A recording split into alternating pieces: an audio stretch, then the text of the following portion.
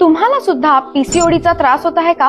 PCOD म्हणजे polycystic ovarian disease. याच्यामध्ये महत्वाची लक्षणं काय दिसून येतात तर मुलींना पाळी रेग्युलर येत नसते, अंगावरनं व्हाईट डिस्चार्ज जाणं, तसंच चेहऱ्यावर लव येणं, हेअरफॉल होणं, त्याचबरोबर वजन अचानक वाढायला लागलेलं असतं, पाळी अनियमित झालेली असते, म्हणजे 6-6 महिने मुलींमध्ये पाळीच येत नाही. तर अशा वेळेस prevention is better than cure हा फॉर्म्युला आपण वापरणं गरजेचं असतं. आपल्या मुलींना असे प्रॉब्लेम्स जर पालकांना वाटत असेल की त्यांनी फेस करू नये तर त्यांच्याकडे पाळी जेव्हा चालू होते तेव्हापासूनच लक्ष देणं गरजेचं असतं. तेव्हा त्यांना सीड सायकलिंग करायला सांगायचं असतं. म्हणजे पहिली जी फॉलिक्युलर फेज असते त्या पहिल्या 14 दिवसांमध्ये त्यांनी कुठली 2 महत्वाची सीड्स खायची असतात. एक म्हणजे पंपकिन सीड्स आणि फ्लॅक्स सीड्स.